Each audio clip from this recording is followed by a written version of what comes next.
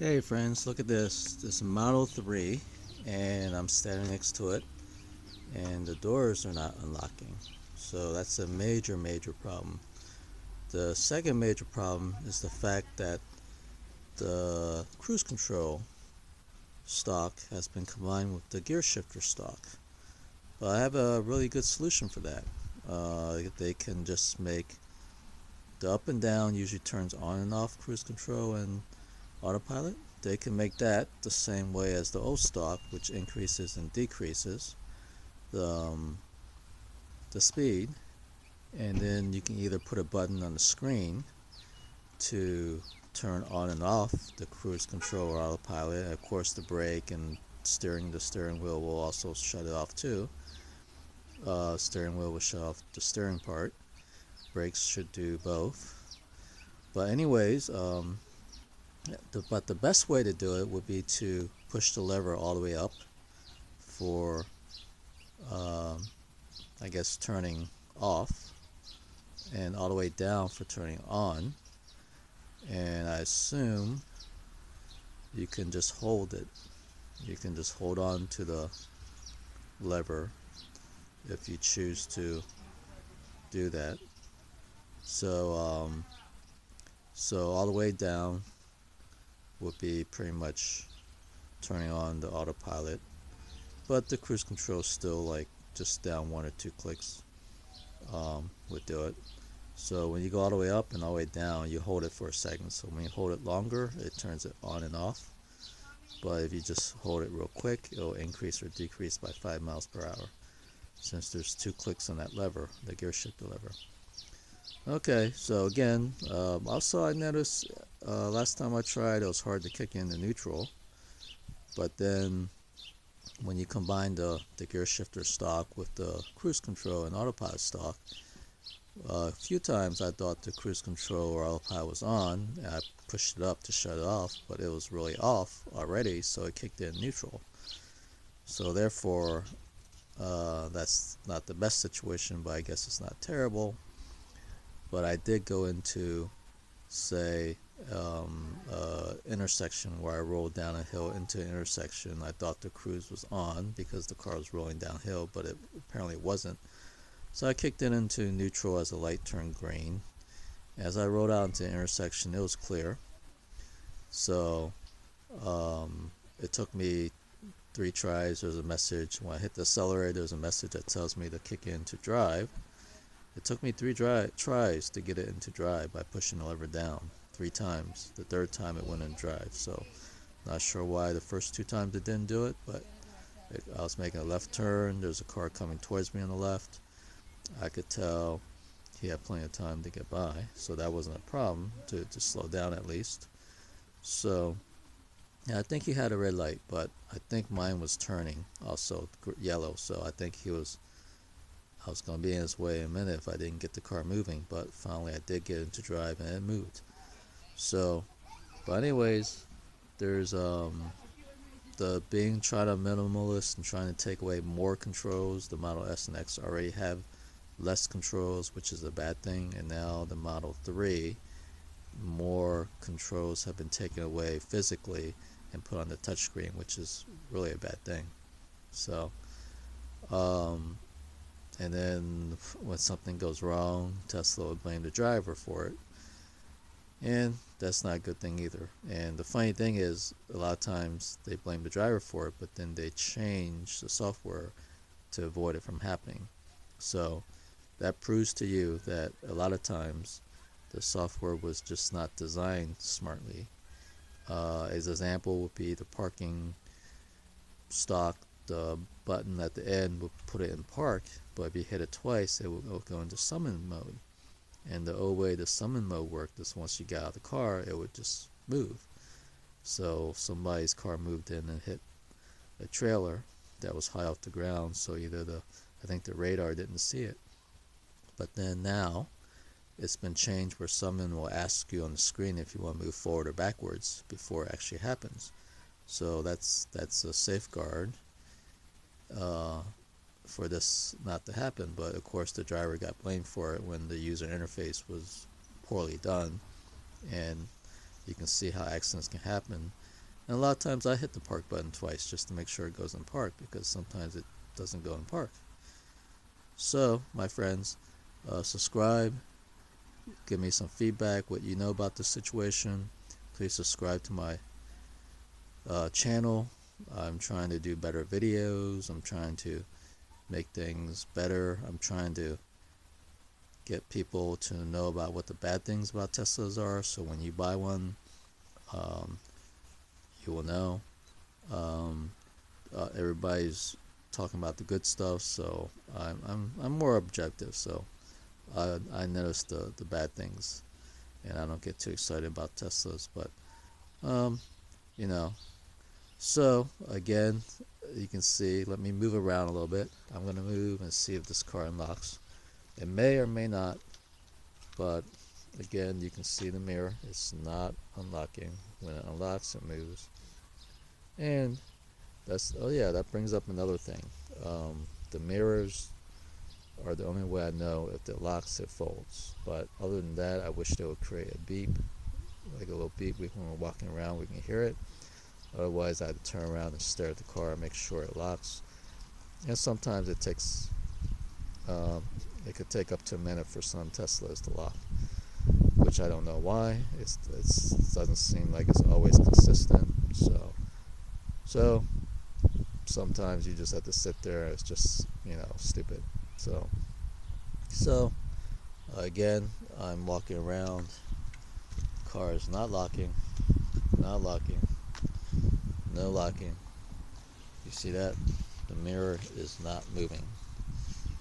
Also, I talked to another person.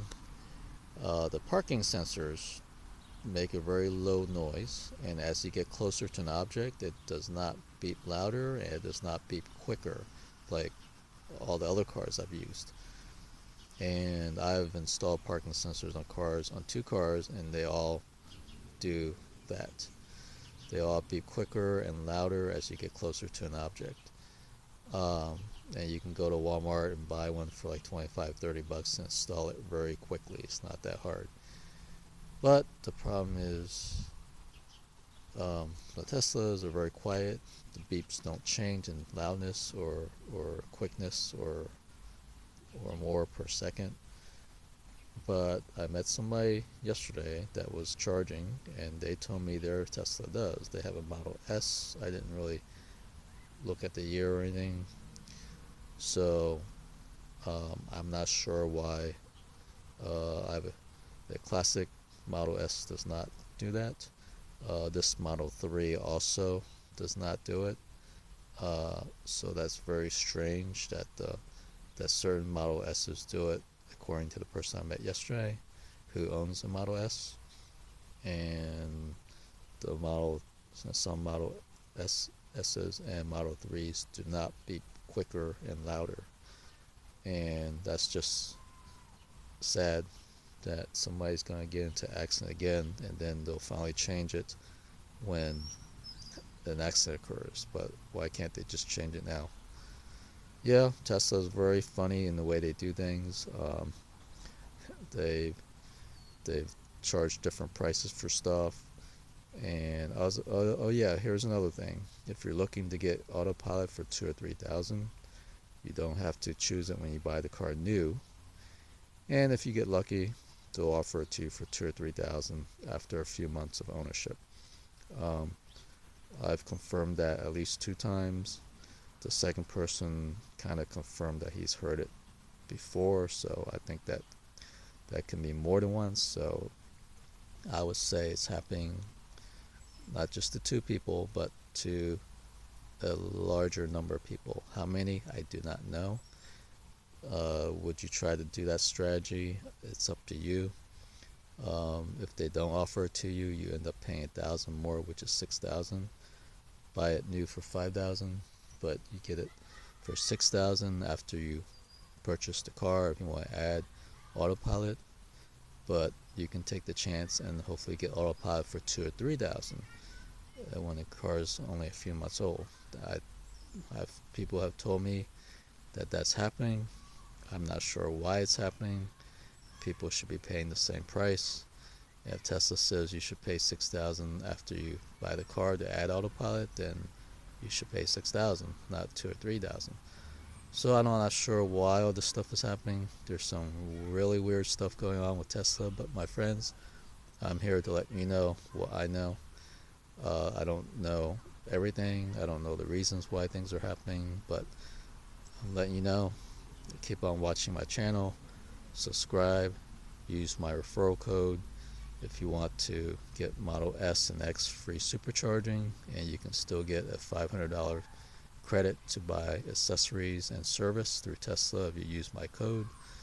My referral code is Joe480, JOE480, and please use my code. Let me help me win some little goodie prizes, and I'll try to share it with people, and it will make my page more popular. Hopefully I can make some money doing videos on YouTube. So maybe I'll set up a Patreon page, but hopefully I can get some money from doing videos. Maybe I can hope to buy every new Tesla that's out there that comes out, so I can review it, let you know what's going on, and let you guys know. But another advice I have about this Model 3 is I wouldn't get the 9,000 long-range battery if you can afford to wait. It's up to you. The tax credits are going to be gone before the end of this year. Keep an eye on that. So if you lose the tax credit, or if you can get it by getting the larger battery versus losing it and not getting the battery, you might as well get the battery. But if you can wait maybe towards the end of the year, you might be lucky and get the smaller battery with the tax credit, and that's the way to go. Because for $9,000 for extra battery, you really don't need it, but for most people it depends on your driving style. But for $9,000 in a few years, you'll be able to buy a brand new battery, and you might even be able to buy the long range battery for $9,000 in a couple of years, depending on the battery prices and so forth. So again, I'll end the video now. Subscribe. I hope I'm making my videos. I'm going to try and make them better. Again, you can see that mirror is not opening. The Bluetooth on your cell phone connected to the car does not work.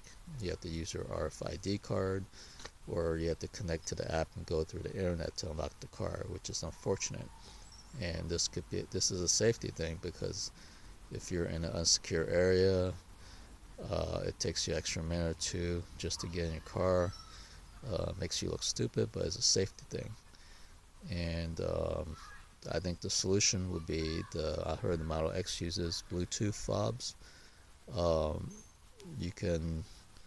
Tesla should give us those, and it should work okay. I haven't heard of any Model X's having problems, but then nobody's talking about the Model 3s having problems. So I did search a website yesterday, a forum site, and people are talking about it, and they're saying that Tesla's saying that there's 1,000 different Android variants out there, and that's the reason why it's not working. But I've seen a couple of people post that the iPhone has problems too.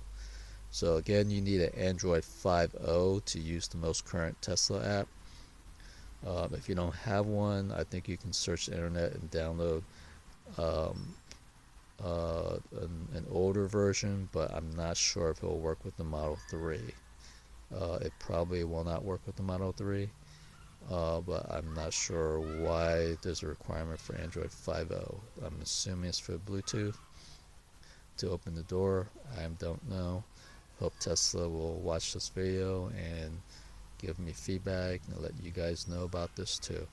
So again, Model 3, it's good for the lower price, and it's got the newest technology, although the Model S and X should have it soon. But I'm not sure if they'll get everything. Like, it won't get the newer style batteries and the newer battery technology. So it's just a little bit too tall to fit in the car. And the newer battery technology, I guess it allows you to have a smaller battery, I think. But also it allows you to charge faster, as far as I understand it. So that's kind of nice that that it can do that, but unfortunately the Model S and X will not get the new battery technology as far as I've seen, and I'm pretty sure about that. So again, signing off. Been talking too long already. Subscribe, like my video, and if I have a Patreon page, if you can help out, that would be great. If not, doesn't matter. Thanks. Bye.